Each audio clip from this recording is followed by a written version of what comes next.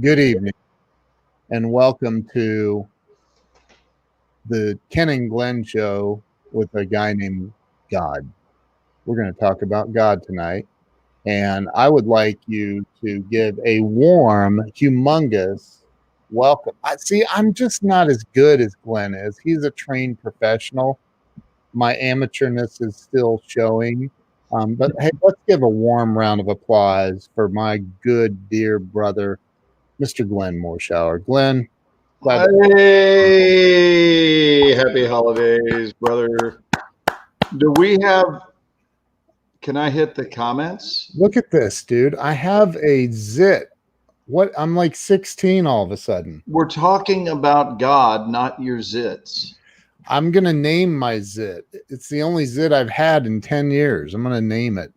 Really? I don't know. It's weird. Why don't you name it Spindletop? Name it what? Name it what? What'd you call it? Spindletop. Spindletop. Okay. It was a big oil gusher in Texas many years ago. Oh. And they drilled in and it went crazy and squirted for years. Oh, wow. So nickname your zit Spindletop. If I just leave Teresa's comment up here, nobody will know. Right. And it'll all go well. Hey, Scott Ricard. There's Brian is in the house. Kellen Ann. Good She must evening, be talking everyone. to you and somebody else. Happy everything. And Teresa is trying to make a sale. Love that. I sell a skincare line that can solve that. Yeah. She's here to. Dude, share this out. Did you share this? Well, I went to and my phone died. Oh, well. It's been a tough night. We had sound issues. I don't have my normal headset on. You don't have microphone not working, and yet somehow, some way, life continues to be wonderful. Here we are, man. Here we are at the end of 2020. Just about. I got to tell everybody the backstory, why we're talking about God. Do you want me to share this out while you do it? Yeah, you can open up. I've got to go get a phone cord. No, you can open a tab and no, you'd have to log into Facebook, and that could be a fiasco. No, it won't be. I could do that. Yes. I can do it that way. Put me on a single screen. I mean, you on a single screen, and tell your story. Okay. I will listen. It's a done deal. Done deal. Okay. Joaquin now, Glenn, before we go full single screen, I'm just gonna. You can do your thing. I like. We can just see you doing your thing. So Joaquin. I can't say his last name, but Joaquin Boiro. Joaquin Boiro. Joaquin lives in hell, dude. Literally, he lives in a town called Hell in Norway. Please tell me tonight it's frozen over. It's in Norway, so what are the odds? I don't know. Samuel J. Sneed is in the house. Welcome to the show. Okay, so we're here to talk. Telling us about hell. Huh? It's interesting that you've decided to talk about God and hell in the same night. And he said it is not frozen over. Okay. So, but he lives in hell. Joaquin lives in hell, Norway. So anyway, I digress. So I want to talk about God. I want to talk about why we're talking about God. Mm-hmm. So I told Glenn, I said, hold on. We were on the phone, and I said, I got to read something to you. And I read him. It's from this book, Awaken the Giant Within, Tony Robbins. I've had this book forever, but it's chapter 7, my favorite chapter in this book. And it's how to get what you really want. And it talks about, in the very beginning, talks about how Elvis Presley used to start off with, give me my first attack. And he had this, it says his first hit Elvis always called for his first hit this way, fulfilling a bizarre daily ritual designed to make sure the king of Heartbreak Hotel got to sleep after a strenuous night of performing. And it goes on to say all of these things about how Elvis would just like, I mean, he literally lived in a drug induced coma for years, and then food, and he had 24-hour day chefs that he employed that would make him, they said, it says in here, before he went to sleep, Elvis's kitchen staff would go to work. It then became a race to see how much food the king could consume before falling asleep. Typically, he'd eat 3 cheeseburgers, 6 or 7 banana splits before nodding off. Often his assistants would have to dislodge food from his windpipe to keep him from choking to death. Elvis would then sleep for about 4 hours before stirring, and then they'd have to carry him to the bathroom. And they'd give him another dosage of all these drugs. And then, you know, Tony goes on to say in this book, unfortunately, it's not difficult to think of other famous figures, people at the top of their professions in the arts and business, who also brought about their own demise, either directly or indirectly. Think of writers like Ernest Hemingway, Sylvia Plath, actors like William Holden, Freddie Prinze, singers like Mama Cass Elliot, Janis Joplin. What do these people all have in common? First, they're no longer here, and we all experienced the loss. Second, they were all sold a bill of goods that said someday, someone, somehow, something, and then I'll be happy. But when they achieved success, when they arrived on Easy Street and got a firsthand look at the American dream, they found that happiness still eluded them. So they continued to chase it, keeping the pain of existence at bay by drinking, smoking, overeating, until they finally got the oblivion they craved. They never discovered the true source of happiness. So I read that to Glenn, and I said, and dude, here's the thing, man. You could have easily gone down that path, like so many really famous movie stars and rock stars and people and all, like, so the roads just paved with people who, John Belushi, and I mean, think about all of the people that have died from drug overdoses. And Chris Farley. Who? Chris Farley. Yeah, well, we were talking about an actor that you were in a movie with. What was his yeah, that guy. What's his name? From Moneyball.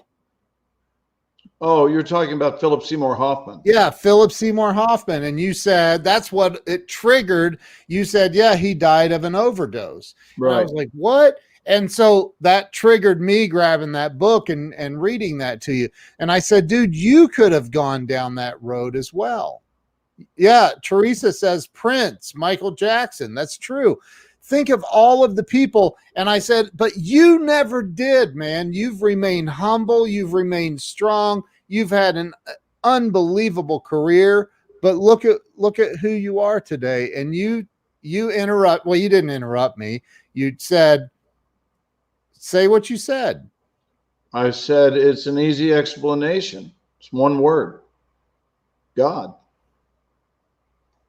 And I meant it. I know you did. And I said, all right, dude, we got to go live. Now, that was about an hour and a half ago. Right.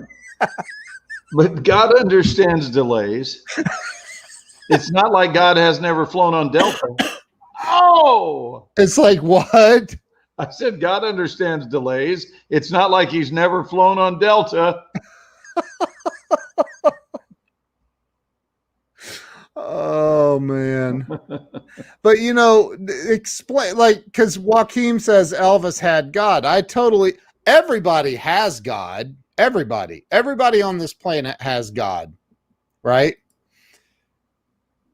Explain what you mean by that. What do you think the fundamental, I mean, what's the big difference between people that reach these high levels of success in their careers in life and they maintain this levelness? It's like the text messages with you and Matt Zuckery that you shared with me, and I don't want to make it public, obviously, but you shared this story with me earlier this evening about Matt's a really good man. And for me, Ken, I'm certainly not someone who sits on a lofty pedestal believing that I have other people's answers, because I don't. And I believe that, but I do want to say this about happiness, then I'll explain my comment about God. You were talking about happiness being ever elusive and so forth, and people chasing happiness, or the old expression, I'm going to find happiness. Right. Here's the thing. Where I think people falter is that happiness is not a destination, it's a claim. I want to say that again. It's not a destination, it's a claim, meaning you're not going to reach it. You're going to claim it wherever you are. That's where happy is. Happy is where you decide to be happy, but you're not going to go find it, because that is an illusion. It is a myth, and it assumes that happy has a location. It's a destination, and you'll someday, maybe if you try hard enough, reach it. Right. It's a lie. And it's amazing that it's a lie that has lasted as long as it has. And I know there are a few people who have passed on similar information, which is that right now, no matter what is going on, a decision can be made to commit to happiness. Right. To commit to embracing this moment and all its beauty, instead of being committed to seeing what's wrong with that moment. Right. And there are a lot of people. I mean, the story that Dr. Dyer used to tell about the woman whose 8-year-old son was going out for his first swim in the ocean, and he'd been afraid of the ocean, and he didn't swim well at all. And even the swimming pool, the kiddie pool, was uncomfortable, but he had practiced a little bit, and he felt that he was ready to get out into the ocean with the other kids, and close enough by, but he was out there, and the surf was fairly high, and the mother was nervous, so she couldn't relax and just take it easy and trust. So she stood there supervising while her son was bobbing up and down in the water. And one wave came in and was tall enough to block her view for a moment, and when it dropped down, she didn't see her kid. And she ran and got the lifeguard and said, "I don't see my boy, I don't see my boy." And he went out, and sure enough, the water was crystal clear. He could see that the kid was on the bottom. And he reached down and dove down, grabbed the kid, and got him back onto the shore, and was up on the sand performing CPR. And he's doing these chest compressions, and to no avail, nothing's happening. And it looks like they're going to lose the boy. And the lifeguard committed to doing it for about a minute and a half. And finally, this kid just gasps for air and blows out, and blows out a ton of water. And with a relief and a smile, with tears in his eyes, the lifeguard turned up to the woman and said, "Your son's going to make it, ma'am. He's going to be okay." And she said, "He had a hat." And I know I've told you that story before, but sadly, our world is not in short supply of people who stand around waiting for the opportunity to announce to someone, "He had a hat." Yeah. So they are not beauty noticers. That's what I'll say. It's not to say anything ugly about someone. They're just not committed to noticing the beauty that is right up under their nose. Yep. I mean, there's loads of beauty. And frankly, if you can't break out a notebook, and this has only been true my entire life. This didn't just start becoming true about the time 24 happened, or the Transformer movies, or Under Siege many years ago, or The Resident now, whatever it is. This started happening long before my first credit as an actor, when I learned the importance of acknowledging the beauty of this moment, just as it is. And as we teach in metaphysics, and just as it is not, meaning both what it is and what it isn't. Right. Just, and I could easily fill a notebook with all of the beauty in the world. I could also create a very long list of the not so beautiful, but here's the deal. When I dwell on one, I feel expanded. When I dwell on the other, I feel an implosion, and it doesn't feel good. Yeah. And our visit here to the earth is temporary. So which list would you like to be moved by? The one that shrinks you, or the one that expands you? Right. And the one that opens up doors instead of closing doors, the one that attracts prosperity and people and circumstances and dreams and activity and possibility and probability and inevitability. It does all that. Or the other one that just closes doors right and left on everyone and everything. And then your life becomes about no instead of about yes. Samuel Sneed says the pursuit of happiness is a chosen state of mind. In the USA, we are free to choose it. I agree. And I think that, and you and I have talked about this before. One of my favorite books is Man's Search for Meaning. Mm-hmm. And that dude right there looks like an actor. Do you know? He Gray? is an actor. That's Gray Acuna, who's one of our Extra Mile folks. He looks like an actor. I've never. Will you check and see if it posted to the page? To Extra Mile? I think I did. I tried to. I saw that you shared it. I didn't see that you shared it. I'll look. Extra Mile. All classes or both? Yeah, I did both, that and the LA West. And if not, could you? Oh, it's on. Yeah, we're there. We're there. Okay, yeah. Good. We are there. Well, Gray, welcome. Yeah, welcome, Gray. I've not seen Gray in your classes. Yeah, he left and went to Los Angeles, and of course the LA Extra Mile West closed down. Is he not doing the online? No, he's not part of the online group. Oh, well, come on, Gray. You got to be part of the online group, dude. So I want to continue talking about this, that even, and I'm not disagreeing with Samuel Sneed at all. We love Samuel. We're grateful to have him as part of this. And I know it's not his expression anyway. He's quoting someone else with regard to this saying of the pursuit of happiness. And you know how strongly I feel about the word pursuit. And so here is yet another example of why the pursuit of happiness is problematic from the starting gate.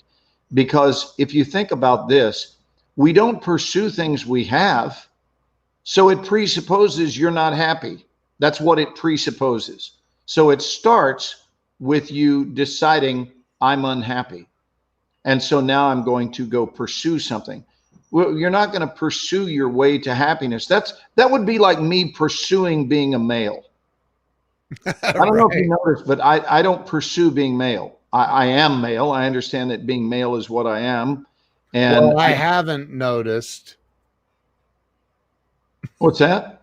I said I have not noticed. I mean, you've not noticed how male I am? I've assumed that you are. Well, that's true. Most of the shots have been north of the waistline. That's a true statement.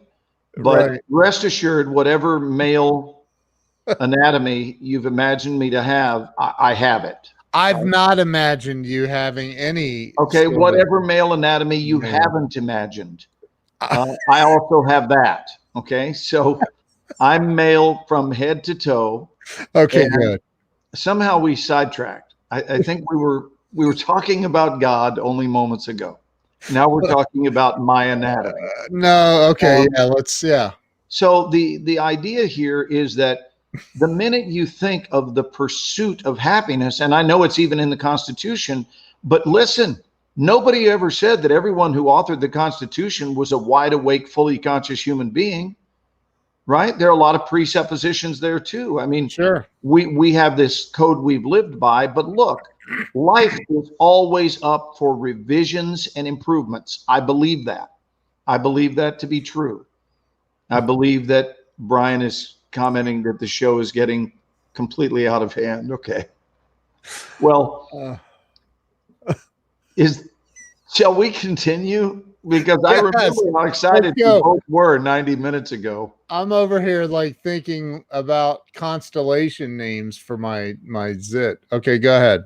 The Big Dipper. Right? I don't know, man. I'm just saying. I don't remember getting them when I was a teenager. I don't really.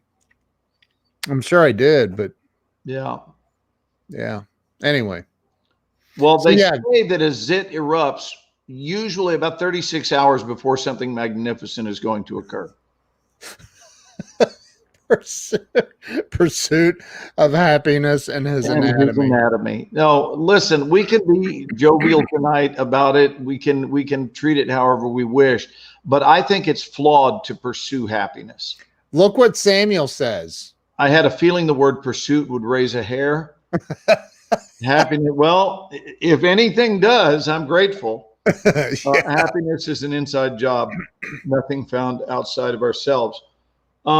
I again use the word claim, that it's a claim that I've just decided to claim that it is my divine right to tap into the happiness that is right here. Right. It surrounds me. It is in me. It expresses as me, but I certainly don't need to go pursue it. And if I believe I have to pursue it, what that means is I'm where happiness isn't. I want to say that again. If I think I have to pursue happiness, it means I tend to hang out where happiness is not. Right. Therefore, I'm going to have to go find it.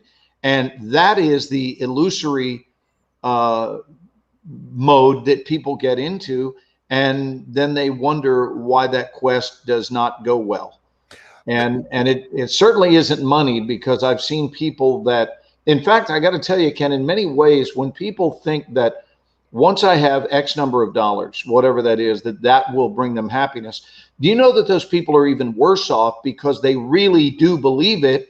And then when they get the money, they didn't find the happiness. So now it is a real mental breakdown, because they've lived their whole lives believing that money equals happiness. And I found it. I found the money. Where the hell is the happiness? Right. And so now they're ruined because they didn't have any other backup plan. They thought money equals happiness. I'm going to get enough money and that's going to be it. And they spend their whole lives in pursuit of it. And then they get it and they didn't find happiness attached. And now they're going, well, if it isn't this, then what is it? And the answer is, it was the thing that was available to you during your quest all along. That's what was always there.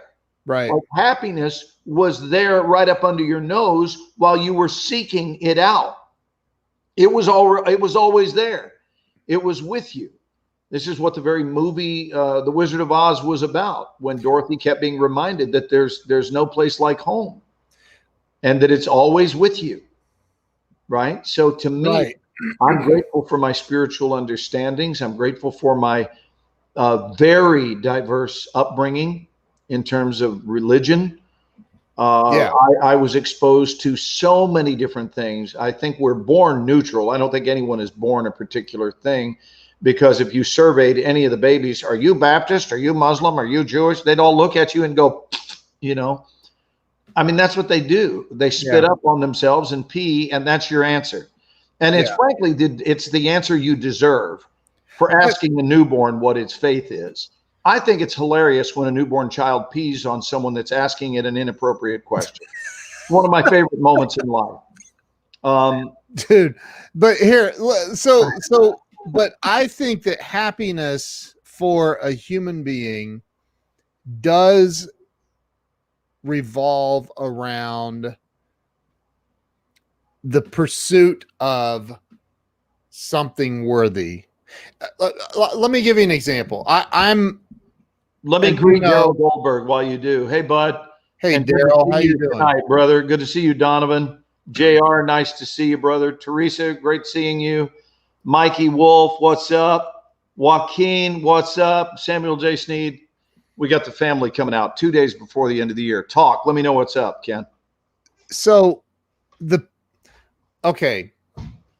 I need to think about how to put this into words. So you love making movies and being behind the camera or in front of the camera, rather. I actually love both. I love behind the camera as right, well. I love right. But so you like being in the movies and on TV shows and acting, right? Mm-hmm. If I said to you, Glenn, as much as you love doing that, I think it's awesome that you do that and how much you absolutely love doing that. Glenn, your position in life is now going to be doing that for the rest of your life for free.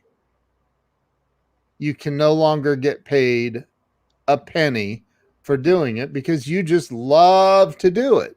Mm-hmm. You would say, well, that sounds good in theory, but I'm not going to do that. No, I would actually keep doing it, and then I would look for a side job where I could make some money. Okay. No, I mean, that's a true answer. That's what I would do. I wouldn't, if acting ceased to pay, I wouldn't stop doing it. That's how you can tell the measure of someone's love for something. Hey, you. I have a great love for the craft, you know. If you were doing The Resident with Matt Zuckery and why do I always struggle with that dude's name from that was Theodore on Are you thinking of one of our other cast members? Yeah. Are you talking about Malcolm Jamal Warner? Yes, Malcolm Jamal Warner. All so right. You're there, you're on set, you're with all the other actors, they're all getting paid big bucks, but you're not. You're working. Oh, well, you left that part of the story out. Right. Yeah. I didn't know you were saying that everybody else gets paid while I don't. No.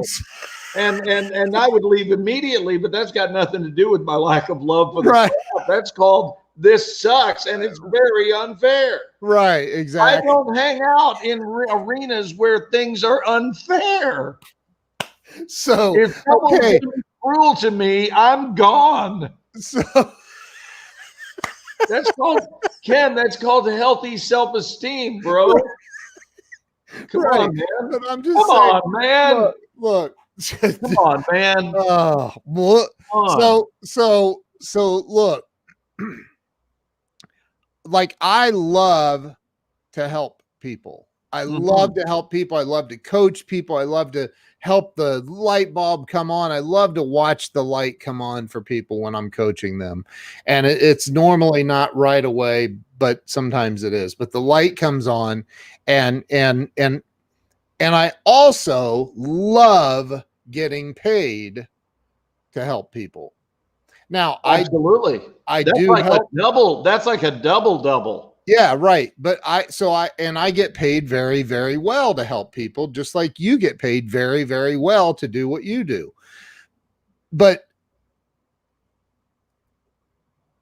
there are people in this world who may not be, how do I put this? I don't know how to put this. Around? Well, they may not be as connected. They may not be pursuing their connection with a higher power as much as you are, or I am, or other people are. I don't want to make that comparison. I don't know if that's fair. I know. I don't. That's why I'm trying to think of how to word that, because it does sound unfair. But there are people, though, that are walking around in life with their hand out, and they expect things for free. And to me, that's a slap in the face to humanity. I don't disagree. It really, like, I have people reach out to me that want me to, review things. You do too. You get scripts, movie scripts sent to you or whatever all the time.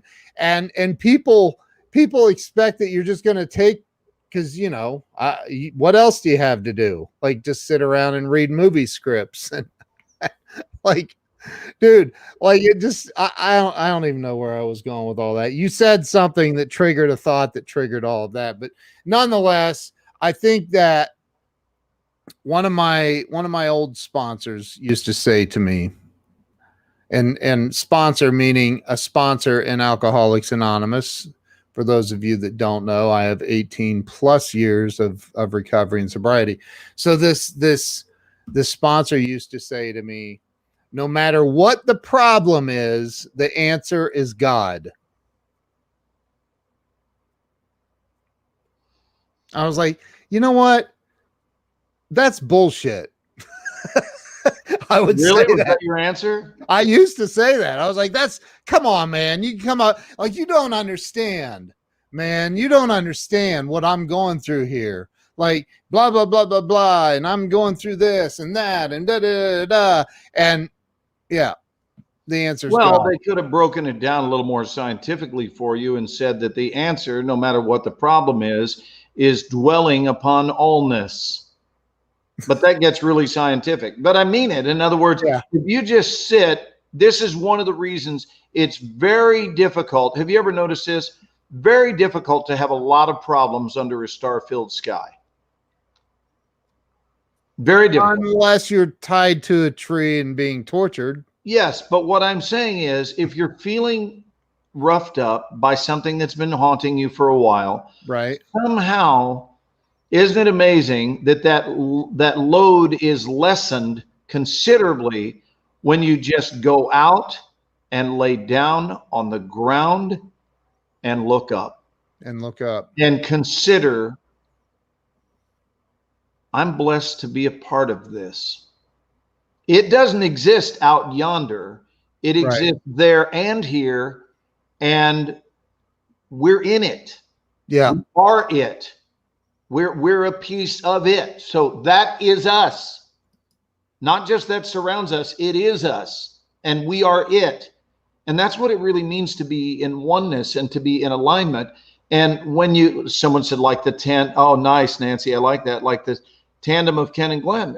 Oneness, like Ken and Glenn are peanut butter and jelly. They belong together. That's it.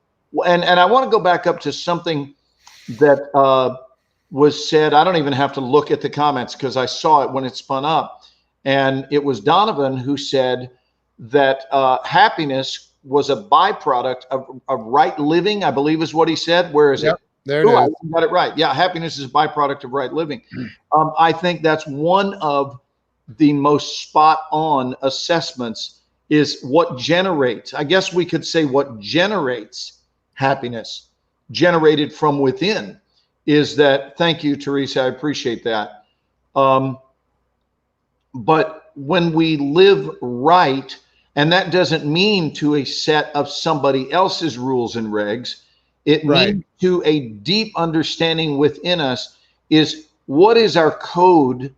I'll call it our code of wellness. What is that? Because I do also hold this belief, which is an incredibly humanitarian belief to hold, and very optimistic, I will say, which is that deep down, and notice I didn't just say down, I said deep down. Yeah. I think the further down we drill, meaning what we go in search of in ourselves and in others, the more similar we are, as opposed to dissimilar. I believe that dissimilarities between human beings exist more and more as we get to the outside, meaning the outer edges of that which we are. That's where we find our differences. But when we drill deep, there is a whole lot of sameness. And that's one of the reasons that when we get in the face of a global threat or a specific threat to a specific area that is very intense, and lives being lost, i.e. 9/11, where all of a sudden human beings were unified in that moment, there was no time to dwell upon our differences. It didn't exist. Priority one was survival. Priority one was helping those who needed help, and nothing else mattered in that moment. Nobody stopped and said, well, I need to know what you believe in before I pull you out of this burning building. Nobody was in that kind of small thinking. That's outer peripheral stuff. That's perimeter thinking. But as we go down to our core, we get more and more and more alike. I've seen it time and time and time again. This is why superficial relationships are not rewarding, because what mostly exists there are all of the differences between us. And when we dare to get to know someone's heart, we will wind up getting to know how incredibly similar we are. And that includes even the people that I want to read what that said, Ken. It is way too easy to be the pity party of one. You have to shake that off and move forward with purpose. Yes, ma'am. Yes, indeed. I stopped to read that and then I derailed my own train. That was beautiful, though. Thank you, Teresa. But I was this idea that when we get to know another human being's hearts, when we get to know their heart and they ours, we will unify. And here's the thing that I started to say. I even believe that the seeming ugliest person you know, whoever that may be, and you've put that label on them, they are the Scrooge of the world, and they don't have nice things to say or whatever. I happen to believe that if you drill deep enough, you'll see the source of their pain, and you'll find love, and you'll find wellness, and you'll find healing, and you'll find peace.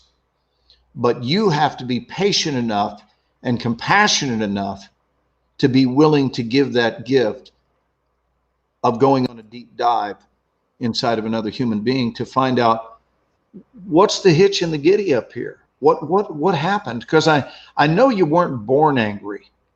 I know that. I've never seen a genuinely pissed off child. Emerges from the womb complaining Right. about who's president.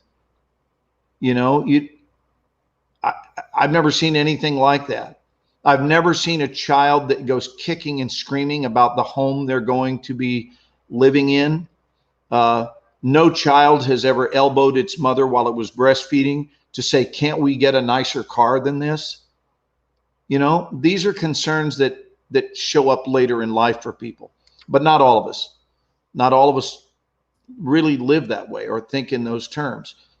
So Right. I'm reluctant to broadcast too much about what I think with God, because I think it's all too easily heard with superficial ears that really are not daring to go deeper with the thought that what if. So I want to say something very daring right now. I happen to believe there is a God. And I believe it completely. So what if there is? I'm asking everyone else, what if there is? And what if that's the template that exists for us, and that every time we get a feeling that something is off, we pay attention to it because we know that's our template of truth. It's the thing that reminds us this is not for you and not according to anybody else. Has nothing to do with anybody else. Because I got to tell you, I heard those voices when I was a teenager, when I made a decision to go into acting as a career. I really believe my own future was beckoning me to do it. It was saying, this is here for you, and this will be rewarding for you. That's why this calling is so profound. It was never a hobby for me. It was just what I wanted to do. And I believe that our future is not just my own. I happen to hold the belief that everyone's future will speak to them if they would but listen. If they would simply listen, knowing in advance my future is calling me. My future whatever, my future state of health, my future wellness in work, my future understandings, my future evolution, my future partnerships and friendships, every one of them are calling me right now. And they're calling me into readiness, because without readiness, you don't receive them.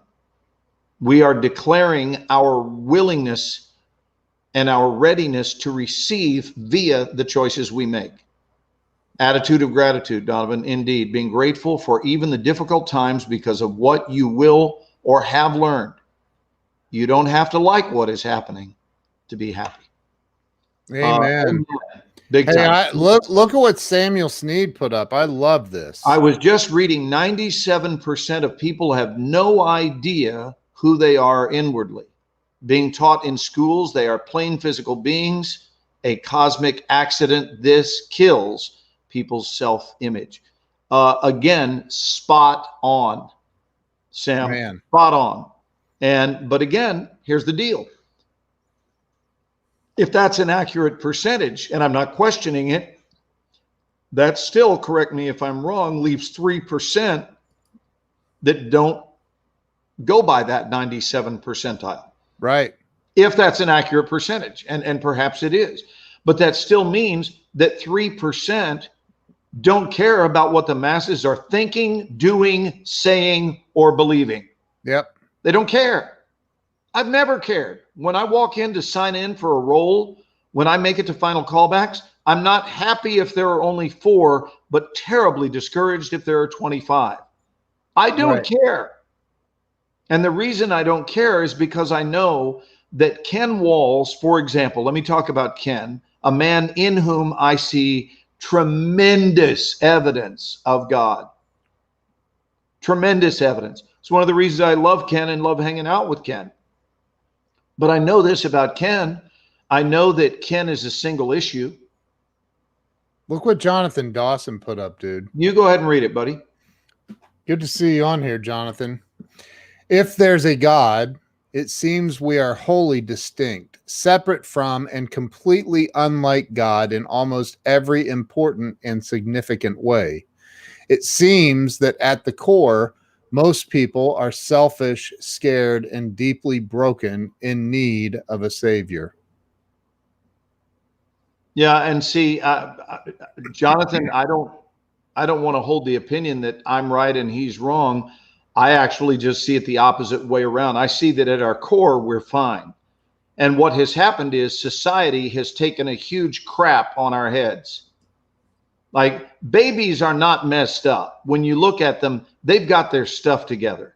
Right. And so children tell each other the friggin' truth. But they what haven't learned to Jonathan lie yet. I think, and I mean, I agree with both of you. I'm going to play Switzerland here for a minute. All right. No, Switzerland would just stay out of it. I said Jonathan was not wrong. I know. I very much value what he brought to the table. I just love that he's participating. It's great. I do too. So I think that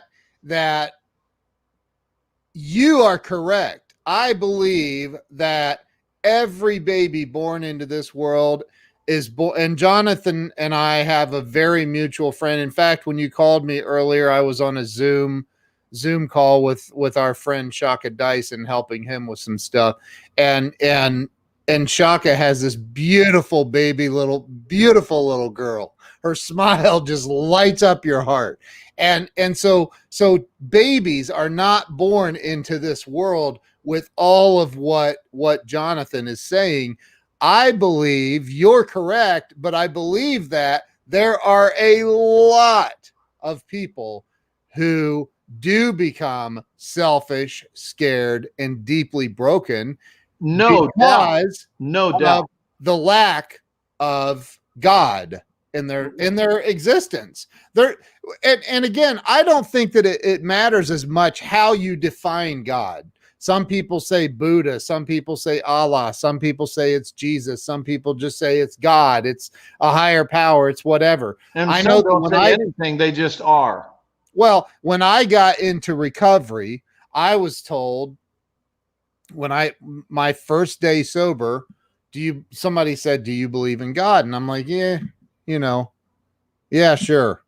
But I didn't feel at that moment at 34 years old, I didn't feel like I had any evidence that there was a God, right? Mm-hmm. I think we're all looking for evidence of this being real and in existence.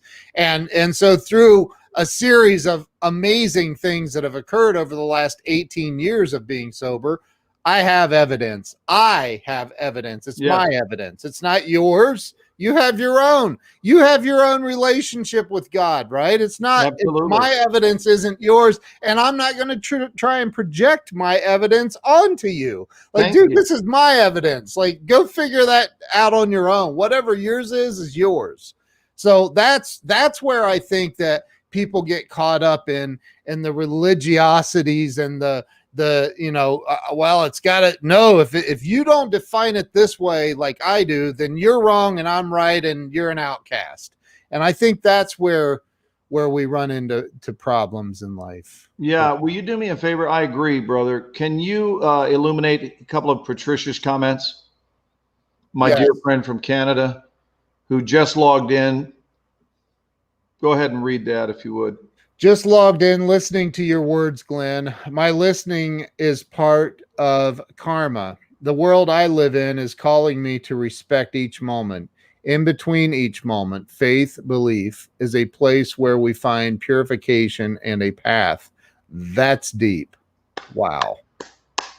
Yeah, beautiful, Patricia, and you are beautiful. I love the space that you allow to just flow. And she's got another comment down here. I'm going to go down through and illuminate them as we go.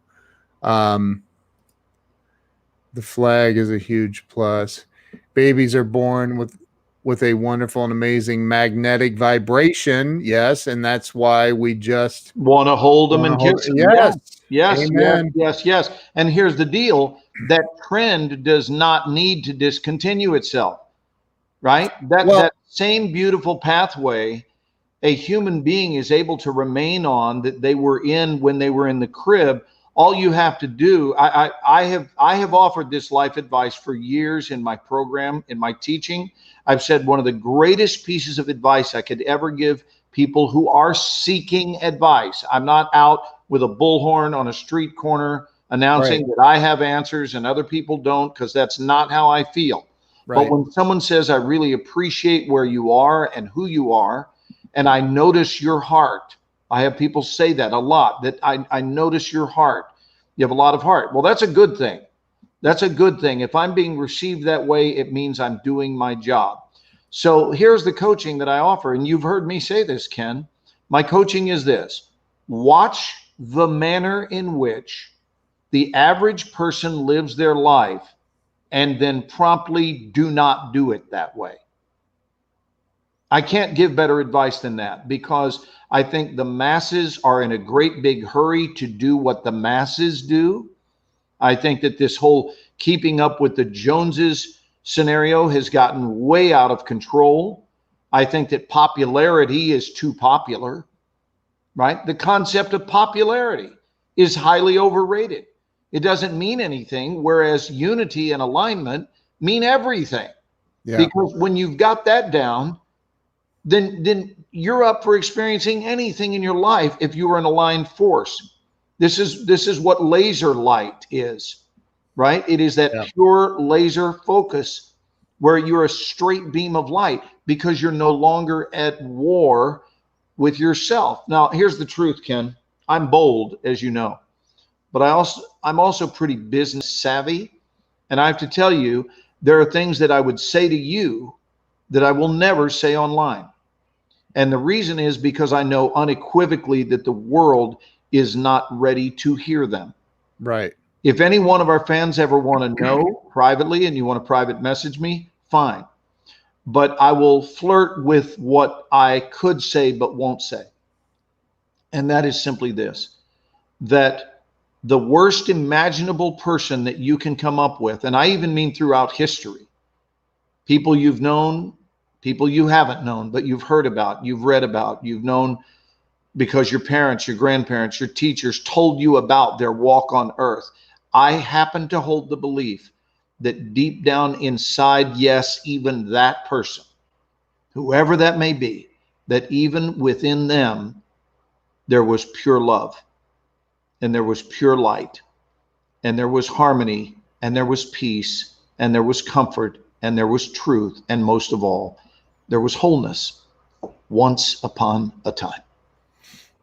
And then it got disturbed, probably through misinformation, probably through a misunderstanding, perhaps an unkind word said that left a scar, and then subsequent events unfolded. And unfortunately, those events were being perceived via the lens of scar tissue, so that there was an inaccurate perception that now created a domino effect throughout their life. And they lost their purity. It was still in them, but what they lost was their relationship with their purity. They lost it. Hey, Leona, we haven't lost each other, and I love you. Thank you for breathing. But they lost their relationship with it. And so to me, the healthiest thing we can bring this world, Ken, gosh, I mean this, the healthiest thing we can bring this world, and don't wait for 2021. That's still 48 hours away. There's no reason not to just start right now, like tonight, because the calendar turning is not going to change you. It's not going to make life better. The only thing that makes it better is a decision acted upon, not just a decision, but a decision acted upon, which could be tonight. It could be in the middle of the night. It could be tomorrow morning, but it doesn't need to wait until midnight for the magical New Year's fairy to change everything. It's not going to happen. That's not the way it works. No. But we can really just know that place of the divine exists within all of us. But boy, people can't wait to tell others how wrong they are. And I find it nauseating. I find, as religious a man as I am, I have found certain places of worship that I have attended to be nothing short of nauseating. Yeah. They were not attractive. And I'll say that unashamedly. They were not attractive at all. And I could actually picture God, for real, Ken. I could picture God during the service going, you've got to be kidding me. Like, this is what it has come to? And these are things that we know in our own heart, because we do have a sense. Don't you all, let me ask everyone a question. Don't you all have a physical sensation that goes off inside of you when you are in the midst of truth? When you're in the midst of absolute truth and love, doesn't something happen in you metabolically? Yep. Isn't there a sense in your body of rejoice because you go, oh, this is so right. It's so right. And it's what Einstein talked about. Tell me more. Everything is energy in motion, Einstein said. We feel that. We feel someone else's energy. That we've talked about that before. I do want to point something out to you, though. First I will read every one of our comments tonight. John Dawson is one of the most brilliant people on this planet. He really is. And so I want to read his comments, because I think that it would be it's good just for the if nothing else, the banter, or I don't even know if it's banter. Let's read this. I love his. I think it's conversation. Yeah, conversation. Because I tell you what I don't want to do. I don't want to argue. No, I stopped arguing when I was about 8. He's not arguing. The adults that practiced it looked foolish. He's definitely not arguing. No, I'm not saying Jonathan is. I'm saying when I see arguments beginning, I'm out of there, because I'm not here with my ever so brief dance on the earth to argue with people. Everyone has their right to believe what they believe. Right. Humanity and history seem to prove the contrary to the claim that at the core we are basically good. It also seems that if God actually does exist, then God must exist in an objective way, which means that the qualities, characteristics, and nature of God must be objective, meaning our perception of God may be flawed. Exactly. I agree with that. But we must not be able to create God in our image, for that image would not actually be God. That's an interesting take on that. And he says, I don't mean to hijack the thread. It just seemed to me that the worst of us, Hitler's, Stalin's, are not far from us. I agree with that too. I'm not more than 100 unique decisions or less from becoming the worst person my network would know. I mean, I'm one decision away from that, right? Or maybe I was going to say 100, Jonathan. You're being very generous, because I may be one or two bad decisions away from being despised by many. right, You right. know, And history does show that people, and that's why, you know, we've talked a lot about consequences. We've talked about, like Donovan was saying earlier, about living right, just living right, like just live right and do your thing, like, but do it and let me ask ethically. you a question. I have my own ideas, but it's called, I want to ask you a question. What is your take on living right? What does that mean to you, Ken? Not living wrong. Well, come on. I mean, geez, you know, for me, it's about, I guess what I'm saying is living right according to what? What defines living right? Right, according to what I believe we all already have inside of us, and that's some sort of a divine, some sort of a divine guidance system that exists. It's there. I think that a lot of people choose to ignore it. I think that a lot of people, you know, me personally, my course of living right is I do my very best to always do the next right thing. I don't always do the next right thing, but I am always very aware of, like, this next step. Is it the right thing? Is it legitimately the right thing, not just for myself, but for the other parties, the other party person, my family, their families? Am I doing the next right thing? And I think that it's an internal guidance system that we all have, that unfortunately too many of us ignore, and then eventually the consequences catch up. So, you know, I don't know. I mean, I'm sure you have a much more brilliant answer than I have. No, actually, I have someone that I really respect and whose take on it, I've never seen a better one for me, and Yeah. that was Dr. David Hawkins, because I think it is so concise, it is so easily understood, it's so beautifully worded, and I think it comes down to, does what I'm doing now or what I'm thinking, so the action I'm taking, the thought I'm running, right? I mean, Yeah. it was Mahatma Gandhi who talked about our beliefs become our words. I'm sure I can still remember this years later. Our words become our thoughts become our actions become our habits become our values, and our values become our destiny. It's beliefs, thoughts, words. I may have said beliefs, words, thoughts, but it's beliefs become our thoughts become our words become our actions become our habits become our values, and our values become our destiny. And that when you compress those, there's 7 layers, that those 7 levels become our beliefs, become our destiny. And we just bypass all the middle ones and Right. compress, because that's what it looks like. What Dr. Hawkins said is this. Yes, Tom, I'm with you. And that's a medical vow, to do no harm. So you're going to really like this.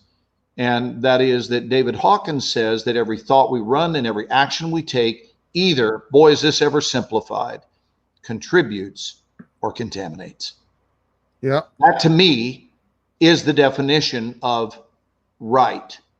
Right? What does it mean to do the right thing? So bring it under the spotlight. Here is the right thing. Does it contribute? If it does, it's the right thing. It contributes to the, pardon the California woo-woo foo-foo word, but I'm going to use it because I believe in it. Does it contribute to the vibration of this moment? Because certainly all moments have corresponding vibrations. All moments have energy in them. So am I increasing the presence of love? Maybe that would help. I can't I can't let you monopolize the word vibration. We have vibration in Ohio too. Thank you very much. I understand that. I love you, Awkward dude. pause. Awkward pause. This But this is so beautiful. I mean, both of it those is. words start with the letter C. They continue to be followed by the letter O and the letter N. So you've got contribution, contamination. So it's really easy. Hey, Mark, good evening to you. It's really easy to remember those. And so I'm always spot checking myself. Does saying this thing in this particular moment, does it contribute or does it contaminate? You know, and so I make sure through just conscious intentionality that every day of my life I am a contributor, because I'm not here to contaminate. I'm not on this show to contaminate. I'm not in my relationship to contaminate. I'm not teaching my 100 students, my actors, a week to contaminate their lives. I am, however, deeply devoted to contributing. Right. And to me, that's doing the right thing, you know, and we have countless opportunities to contribute. You know what else I know, Ken? No, I don't have to theorize. I know this. I know there are many people who don't even run such thoughts. Many people. I don't know what the percentage is. I know it's a lot. There are a lot of people who don't get up and have a calculated plan of I am here to love, to serve, to help, to contribute. That's not their thought. Their thought is, what am I in the mood to do? That's it. That's as far reaching as it is. What am I in the mood to do? And then they do it. And there's no thought about the backwash of that decision. Yeah. What does that thing cause? There's no space for an awareness about consequences. And especially, first of all, if you want to damn the consequences to your own life, that's one thing. But when you're willing to take actions that damn the consequences on behalf of other people who were not even given a vote, I've got very strong feelings about that, because for people to just bulldog their way into a circumstance and crap upon everybody else's reality,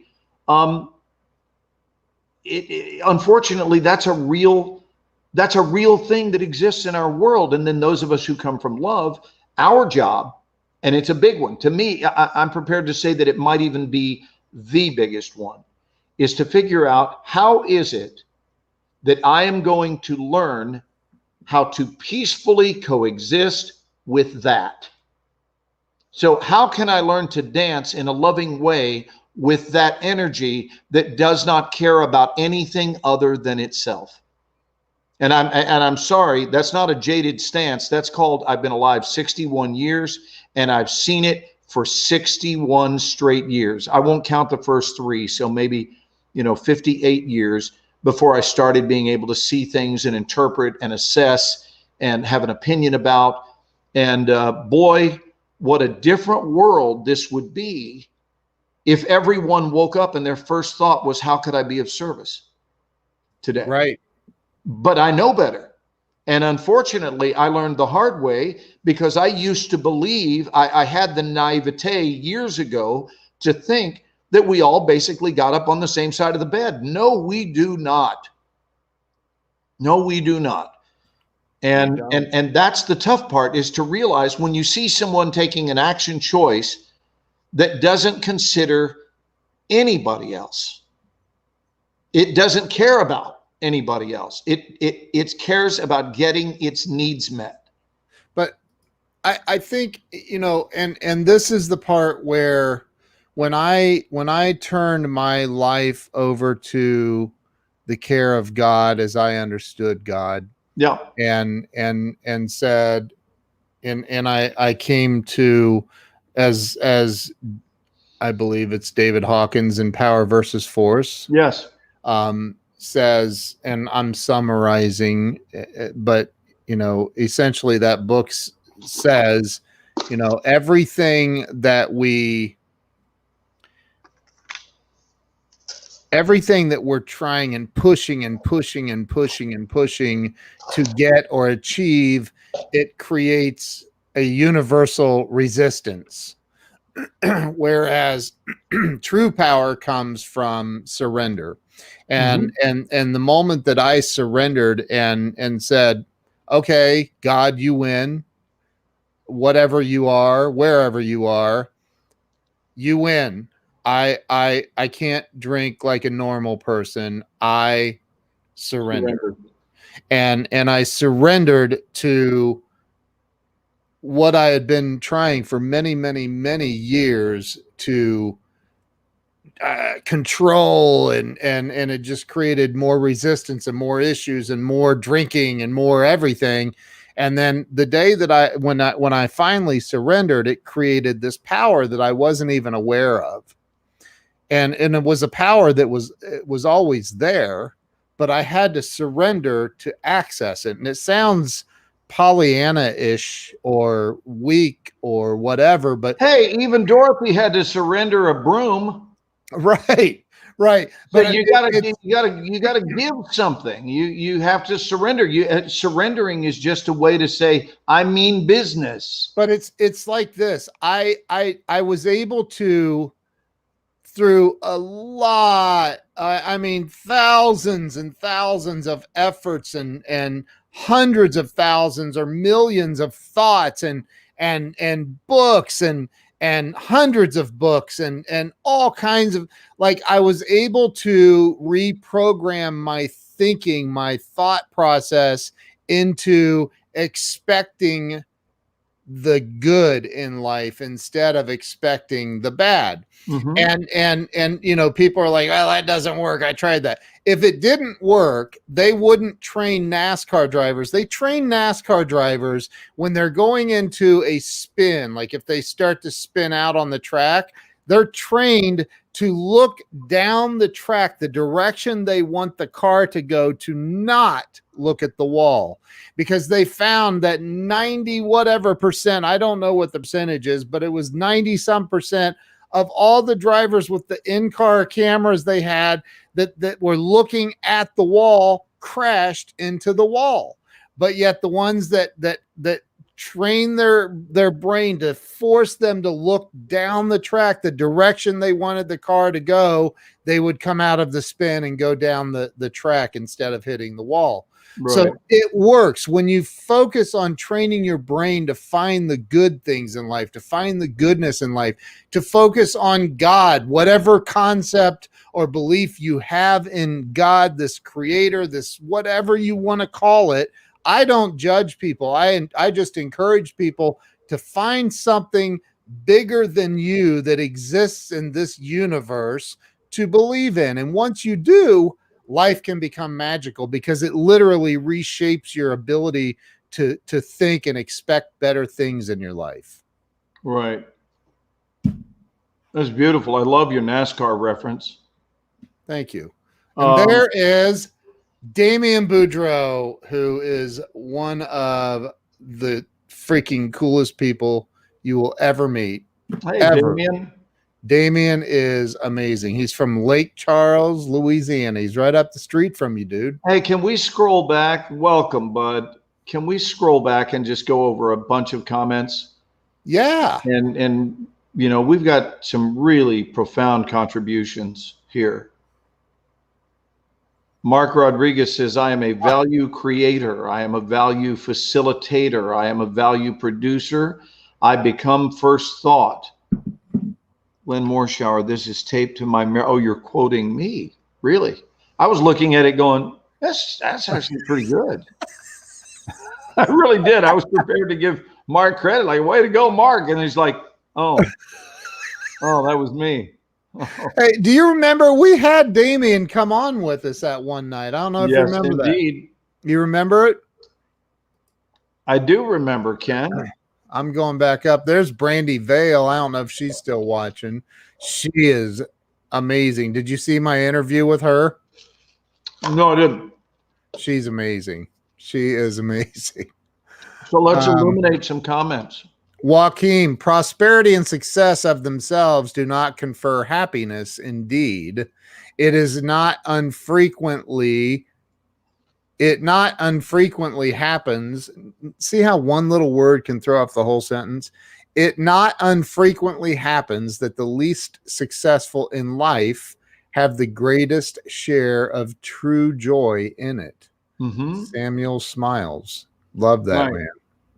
So they're saying that you don't have to have all the bells and whistles in order to know joy. You can know joy right where you are. There's another story, and I believe Dr. Dyer wrote about it in There's a Spiritual Solution to Every Problem. Dr. Dyer wrote this story about the beggar that had the king had given the beggar a golden beggar's bowl, and it was pure gold. And it was the greatest gift possession this beggar had ever had. He had the bowl and a loincloth, and that was all he had in life. And one night he goes to lay down under a bridge to catch some sleep, and he notices there's a thief lurking about, and he's like hugging the bowl tighter and trying to go to sleep, and he sees this thief, lurking about, trying to figure out how he's going to get in and steal this bowl. And finally the beggar stands up, walks over to the thief and hands him the bowl, and he says, "Here, take this so I can get some sleep." And he goes back over and lays down and has a good night's sleep. And the next day the thief comes back with the bowl and says, "This bowl is not what you have that I want. I want what it is that caused you to give it to me."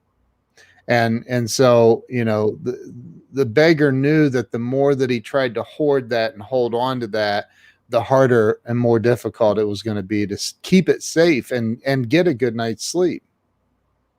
I love that story. I'm not saying go give all your stuff away. And if you do, I'll give you my address. You can give it to me. Because if that were your moral to the story, Carolyn was probably going to go ahead and ask me to end our friendship. Right. This friendship with this Ken Walls guy, it's really got to go. I'm tired of you giving all of our things away. Yeah. I'll just take the Christmas tree and the lights around the fireplace, please. That's it.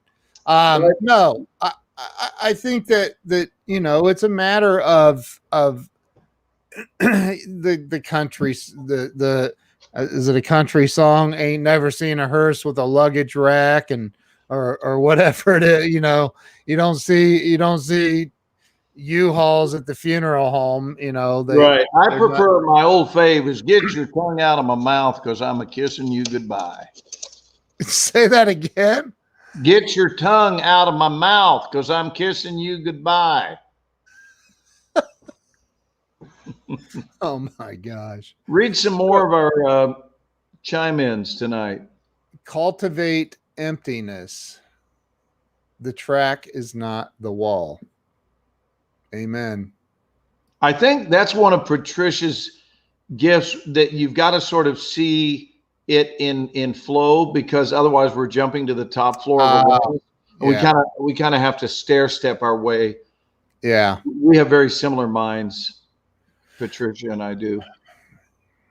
Or that's the renewing of the mind Jesus spoke about. Or you could say learning how your mind works so you can think of others as yourself. Indeed. That's been an ongoing practice of mine, is to practice seeing ourselves in others and to practice seeing them in us. Yeah. I mean, that's I love the question also, what would love do? To replace what do I want? Yeah. What do I want? And then here's what I find. Ken, I've been doing this for years, and I find that when you prioritize the question, what would love do here? What would love do? Like whenever you get to a fork in the road and you're mired in some sort of indecision, what would love do? Yeah. When you choose what love would do, even as a discipline, in other words, you're going, but that doesn't seem like, but you're going, what would love do? And then you do it. What happens is the payoff, I find, is it's a fairly short amount of time before what you now have the urge to do is what love would do. And there's no longer that gap. Let me ask you. All of a sudden you're back to, wow, my instincts My instincts are really love-based. And I think that that's a cool awareness for a human being, is to realize that they are organically coming from love. I don't find, and I'm not being boastful, I'm admitting, because I've been coaching for years, that I don't find doing what love would do to be really a difficult task. I find that to be a very natural state. But I think you can rehearse getting into that by just asking yourself the simple question, what would love do? And then take that action. I'm going to give you two examples of this, if I can. I have a question for you, though. Okay. Do you want the question first or the example? Either one's fine. Can you remember the examples? I think so. Sure. Go ahead. What about people that don't know what love is? That's challenging, right? I mean, there are people that never have experienced love. They don't know what I get that. I get right? that. And so they may have a misguided perception or whatever of what love actually is. Yeah. So now I don't have anything to add. I don't have anything to say now. It's a Consider that question. train derailed. Come on, dude. Give me your examples.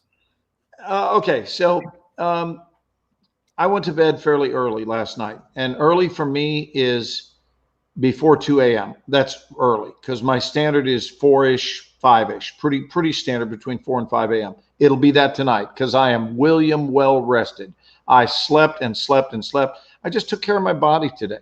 Yeah. And so last night or night before last, I got to bed really early, knowing that I was going to get up, and I had a full 12-hour teaching day yesterday, my 2 back-to-back 6-hour classes, and I was really tired, so I went to bed early. Well, as a result, I woke up way too early for my teaching responsibilities. So I don't really want to be waking up at 6:15 a.m. when I don't start my teaching day until 11:30. No. Right. So we're not going to get up for the day, but I was up. So I went ahead and got up, and Carolyn woke up, and we got all 8 of the cats fed. And then we had a little brekkie poo with a little fresh squeezed lemonade. And it was lovely. And then she said, I'm going to go back and get some more sleep. And I said, I will join you. I'll be in there soon. And we very seldom have dishes that stay in the sink overnight. Very seldom. We like to be clean, but with all of the holiday meals and everything, it wound up piling up. And I looked at it, and that thought of what would love do? And what love would do would look forward to when Carolyn woke up a couple of hours later, for her to be surprised when she walked into the kitchen to see that it was immaculate, that it was spotless. And so I spent the next 45 minutes, that's all it took me, about 45 minutes, to wash all the dishes and wipe down the counters and have it just beautifully sparkling clean. And then I went back, and not only did I go back to sleep, but I went back to sleep feeling better. So I think this really portrays this. I wasn't feeling poorly, but I'm saying my condition was enhanced because I had made a contribution, not a contamination. I'd made a contribution to this day really getting off to a rockin' start for Carolyn when she woke up. She wound up waking up about an hour before I did, a couple of hours later. And then, I slept in. I think I got up at around 9 and went on and had a fabulous day of teaching. But she was so appreciative because that kitchen didn't look that way when she went to bed. Right. And all it took was some intentionality. It's really all it is, to be very intentional and say, this kitchen is a mess right now, but I am the reason that it's no longer going to stay that way. This is something I teach my students constantly, is to just declare that you are the one that will be utilized as the facilitator of change. This is messy. I don't want it messy. I want it clean. It's not going to clean itself. Who's going to clean it? And I volunteer and jump into the arena, change it, feel great. So now when I hit the hay, bam, I am out. I'm out like that. Why? Because I feel at ease.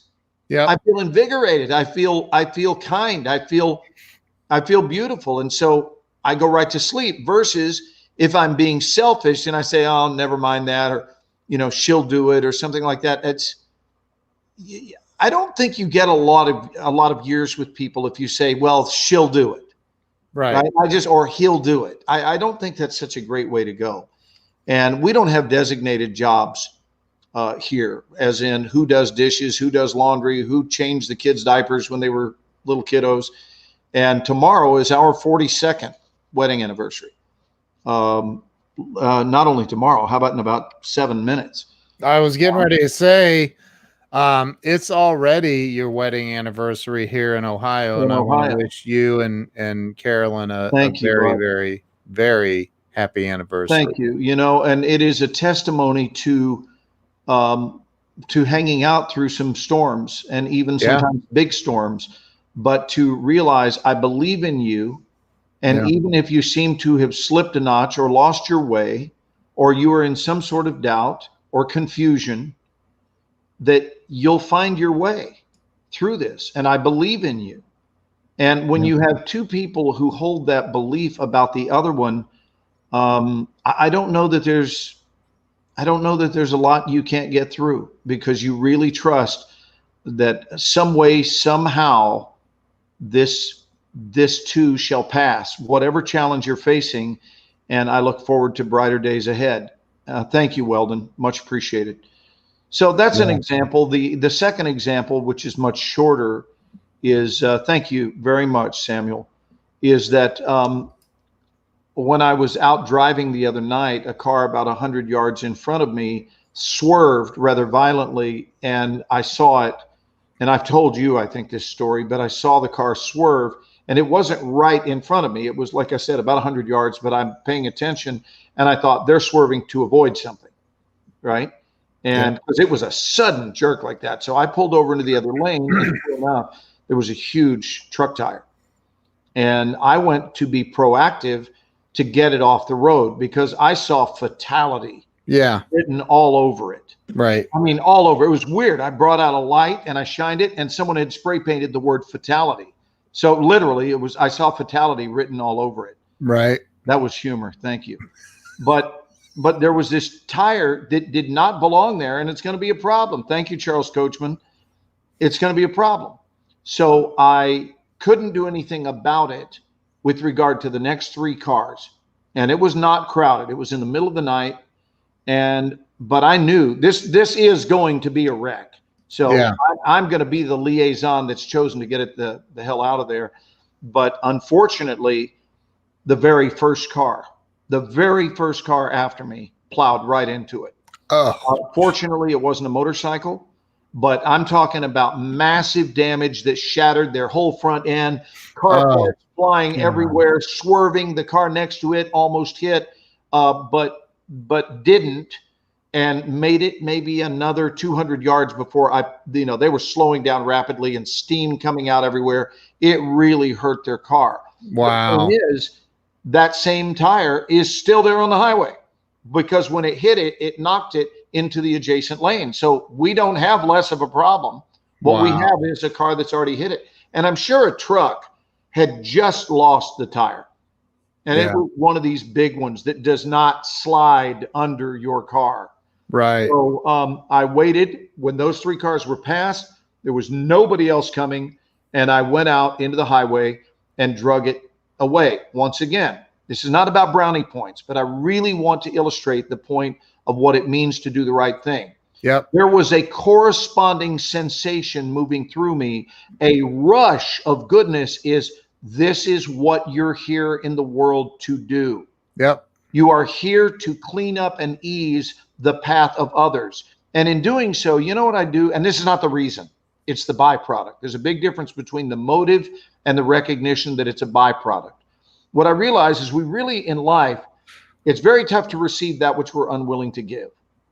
So if I'm willing to mindfully give protection to others, unbeknownst to them, meaning unbeknownst to the motorcycle rider that an hour and a half later, like not right then, but an hour and a half later is going to be coming down what is a very wide open highway. He doesn't know what was moved out of his way or her way 90 minutes earlier, that if all I was thinking about in life was myself, I would have left it there. But I can't. I can't do that. I'm incapable of doing it. I'm incapable of driving by a huge disaster and going, oh boy, wow, man, am I glad I got out okay. Well, where's your regard in the rearview mirror for the family member of the Earth tribe that's coming up on it right behind you? Right. And there are times we can't do anything about it. And in those instances, yes, we should call highway, right? The highway department, to have them send their cleanup crew, especially if it's crowded, if there's traffic. But if there's no traffic, I have stopped, and this is no exaggeration, well over 100 times, well over 100, might be 200. I lost track years ago, but I know this. I know that on average, at least once a month, I stop to pull something off the road.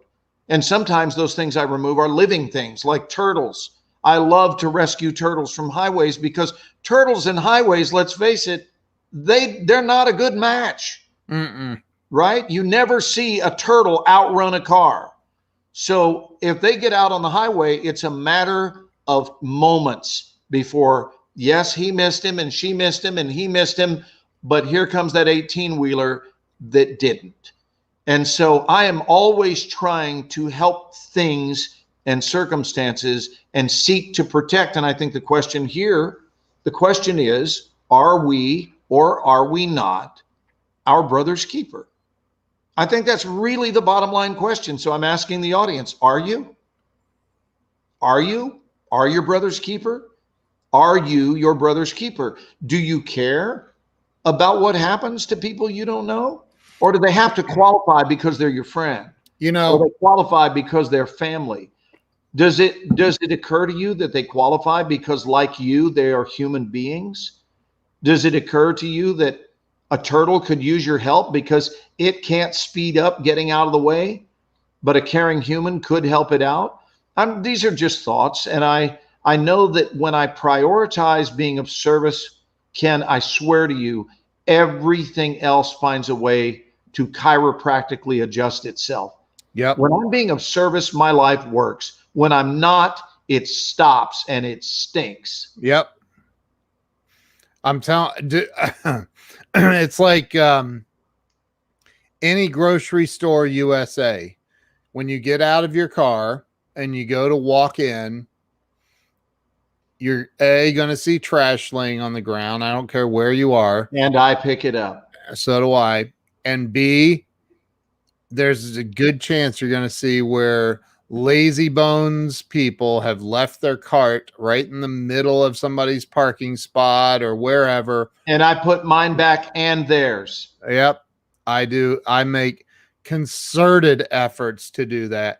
And the people, here's the thing, the people who throw their trash out, the people who leave their carts out and they don't put them back in the cart corrals like they should, their existence on this planet sucks in general. It doesn't mean that they're bad people, right, but they probably have challenges in life that occur and they can't figure it out. Like, I can't figure out why my life things go good for a minute and then they start going bad. Well, maybe it was that turtle you ran over and instead of stopping to move it, or maybe it was the shopping cart problem you have where you're too lazy to walk it an extra 20 feet back to the cart corral, or maybe it's throwing trash out your window instead of, saving it and putting it in the trash receptacle. Maybe that's what it is. It's causing your problems. And that sounds crazy, but I think it's the truth, man. I think it sounds extremely sensible to me. And the things that whatever you're not taking action on, whatever you're not doing right now, i.e. leaving the carts out or not. I mean, I've stopped and cleaned up areas alongside of an entrance ramp to a freeway. I've taken 15 minutes with a bag just to clean up everybody else's garbage.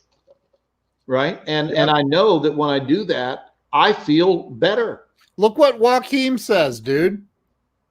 My warm up in the gym is tidying up after others. Nice. That's beautiful.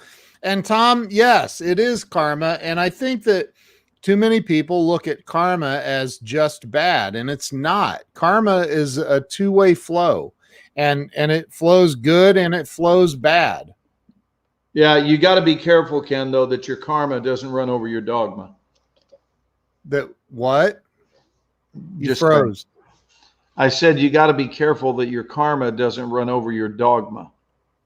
Right. Exactly. Can we read some of these other comments? Yeah. Is it wrong for me to have problems receiving, oftentimes from people that I have given so much? Is it wrong for me to have problems receiving? Well, you just got to remember, Weldon, what might help you is that if you're having a problem receiving, you're denying them the joy of giving. And you're denying that I think that it's Weldon. I'm just going to be real with you, bro, because I've experienced the same exact thing. When somebody said, I used to say, "Oh, I hate receiving gifts. Don't get me anything. Don't pay me any attention." You're literally saying you're not good enough to live in God's world, that God's not good enough to have others give to you. I think it's totally wrong. I know people that I'd rather just give than receive gifts. And I'm going to help you help Weldon tonight, Ken. Okay. I'm going to help you. So Weldon, I want you to just remember this. I want you to look into my eyes right now and just remember this. The next time someone gives you something, just look at them and go, "Is this it?" That's it.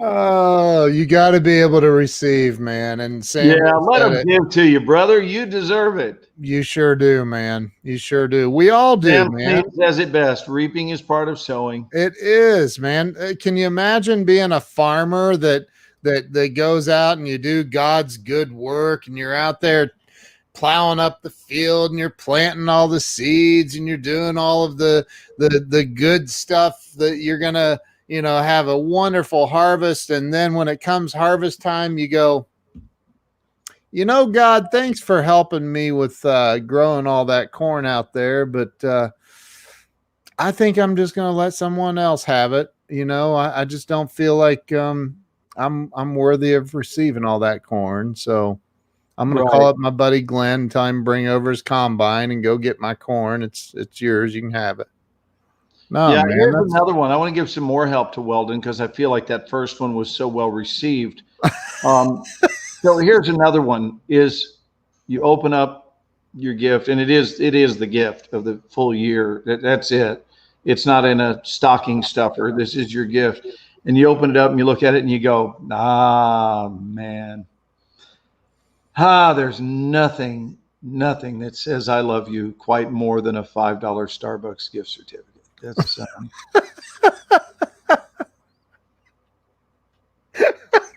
I was thinking more like 100, but I got to tell you, I feel very loved with this. I bought you a car when you turned 16, and the best you got is a $5 Starbucks card. Okay. Well, can you even give a $5 card? I don't think there's anything at Starbucks you can get for less than $5. Can you imagine? You're all happy carrying your $5 gift card into Starbucks, and they're like, "Sir, that'll be $5.76." But I didn't bring 76. Oh, right. You go, oh. Sorry, that cheap bastard. I'll just put this gift card back in my wallet and go dwell on what inadequate relationships I have in my life. Thank you. Have a nice day. Excuse me. Hey, we're playing. I hope you know that. Yeah. Weldon, we're playing. Play more in 2021, kids. Play more. I'll guarantee you the average adult doesn't play enough as part of their daily diet. Increase your sense of humor. right? We have that, what is it, the minimum daily allowance? Isn't that what they talk about? Vitamin intake? Recommended. Cereal. Recommended. Right, the recommended minimum daily allowance. I think that humor needs to make that list as well. Yeah. Read some of Leona's comments. She is posting her butt off. Yeah. If you give because it's what makes you feel goof. I think she meant Good, I think she meant to say. Or maybe it makes you feel goofy. What else? Such good acting. that actually was a pretty good acting moment. Was that a strong moment for me? That was pretty good, man. I think. Oh, wait a minute. Carolyn's coming in to wish me happy anniversary. Can we see the magical 42-year-old kiss? You want to come sit and say hi? She said no. I just wanted to say happy anniversary. I'm going back to bed. Leave me alone. That's what you get after 42 years. Everybody wish Glenn and Carolyn a very happy anniversary. She has tolerated him for 42 years. I mean, she's been married to him for 42 years. And I know they can't hear me right now. Teresa, good night. Good night. Good night to everybody that is leaving or has left. Well, if you have left, you're not going to hear me say good night, but hey, the energy and the love is still there. So, yeah, it's okay. Hey, we hear you. We hear you guys. I was just saying that I would like iced tea. Tell her I said happy something to drink. And then, it's interesting. I don't know that I'm going to drink. Drinking is not an issue, but the last few times I've had something, it was like a drink. Yeah. And this was my reaction of, and so what's the point? What's the point? I couldn't. I kind of got to that point. Thank you, Edna. Of what is the point? I don't need to get wasted. I haven't been wasted in years. And the truth is, me getting a buzz is a downer. It's not an upper.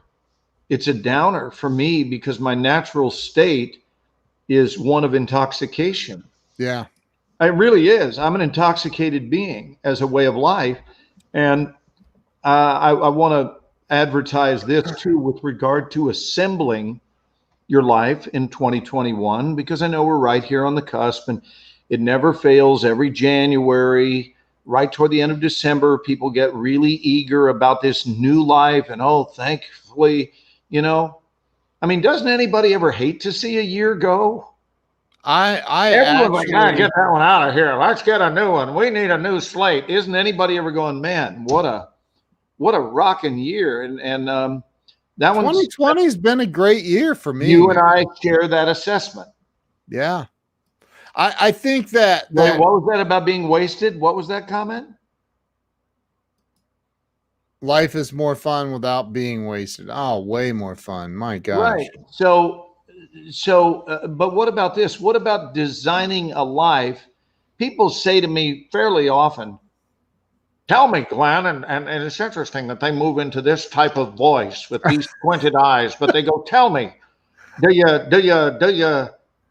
ever take a vacation? Don't you need to take a vacation? What do you do for vacation?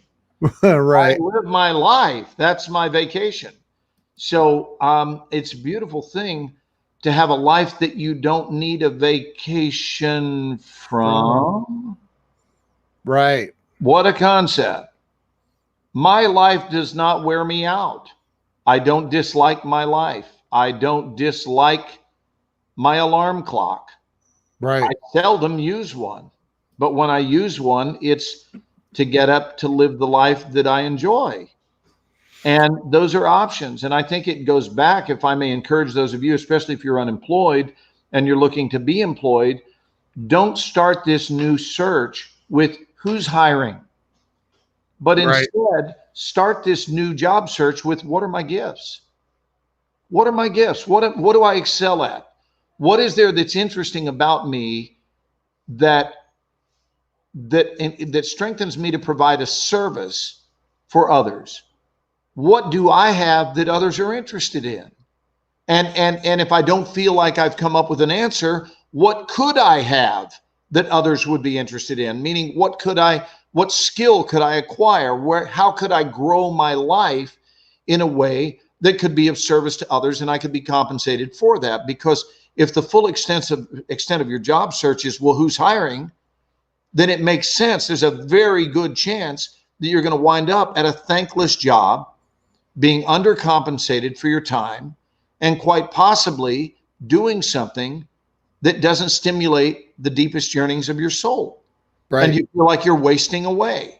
And meanwhile, we're all on the clock. That's a fact. So the clock's ticking. And every year we have more sand from the top of the glass that has dropped down to the base of the glass. And the sand is rising. That's not a paranoid thought. That's a truthful depiction of life. And so each granule of sand as it falls in my life glass matters to me, because I don't mind that it's falling. But the reason I don't mind is because I'm enjoying what I'm doing while it's falling. But if I can't stand what I'm doing while it's falling, then it's falling is pissing me off. Right. Frankly, because I don't like the fact that I'm running out of time. And meanwhile, I'm not even having a good time. And I'm running out of it. And before I know it, it'll be all said and done. It'll be wrinkles, liver spots, and death. And I will have wasted it away living the life that I thought somebody else wanted me to live. Which is the biggest complaint of hospice patients by far. Their number one regret when surveyed is that they wasted away the majority of their life being devoted to living the life they thought somebody else wanted them to live. That they never questioned deep down inside, why am I breathing air and what am I here to do? What am I here to do? How might I spend my ever so brief dance? And I say brief, relatively speaking. It's not brief, but relative to the limitlessness, the limitless expansiveness of life. I mean, we're a blip on a radar. Now we're out of here. But here's the cool news. We're not out of here yet. We're here. So we're in the middle of our blip, or as is summed up on our headstone, the dash. Yep. That 1 inch long horizontal line that sums up the entirety of our life. And if you're watching this show right now, you, my friends, are a left side entry only. That's it. You've got the left side of the dash entered. You've got the year and the dash. And there has been nothing entered on the right side yet. We'll all get there, right? We'll all get there. Both sides of that dash will at some point be filled in. But right now, if you're watching this, you are in a position to dramatically even influence the quality of your dash. Yep. Or you can sell out and just say, screw it. That's an option too. Just screw it. You know what? I'm just gonna keep plodding along and status quo, and there's nothing wrong with that either, as long as you understand that you're the one writing that script. And if you're okay with that, then so be it. Let me read Weldon's. For me and 2020, I'm grateful to be alive. I've had health problems for years, but nothing that ever really slowed me down. I've been trying for 2 years to change careers from something I wish I'd been doing my entire adult life to something that I only dabbled in before. While I wish that he didn't take me to death's doors, I know that God pulled me out of the career where everyone else came first to forcing me to focus on myself first and others second. Well, they tell us that when we fly, don't they, Weldon? They tell you you gotta put the mask on yourself. Yep. And then be able to serve others. I mean, I don't know if we want to carry that into a life metaphor, but I know that is what they tell us. And specifically on Southwest Airlines, an airline that I fly a lot, I heard an announcement about 5 years ago, and it was actually said, not just a line of comedy, but it was said in flight when this woman said, now, for those of you who are traveling with more than one child, one of whom is riding in your lap today, where you only have 2 seats, and 2 seats means 2 oxygen masks in the event of an emergency. So in that moment, and God willing, we won't have one today, because believe me, if we thought there were going to be one, we wouldn't have shown up for work today. That's what she said. If we thought there were going to be an emergency, trust me, we wouldn't have shown up today. But in such an event today, we have one mask per seat. And if there are 3 of you and 2 masks, I suggest, ladies, you're looking at your 2 children, you're going to have to make a decision, and I would base it on which one has the most potentiality. Oh my God. That was said on a flight, and I just thought, Oh my gosh. I'll never leave this airline. It's Wow. beautiful. Your internet is acting up a little bit, dude. Oh, I'm sorry. It's not your fault. You don't need to be sorry. It's not your fault. You're freezing up a lot though. So, well, I'm celebrating. What's that? I'm celebrating iced tea in a Chick-fil-A cup. Nice. Here's my commercial for Chick-fil-A. Maybe we'll get some Chick-fil-A sponsorship. There you go. We need that. When when it's your 42nd anniversary and you're thinking, how can I spend it in a daring fashion?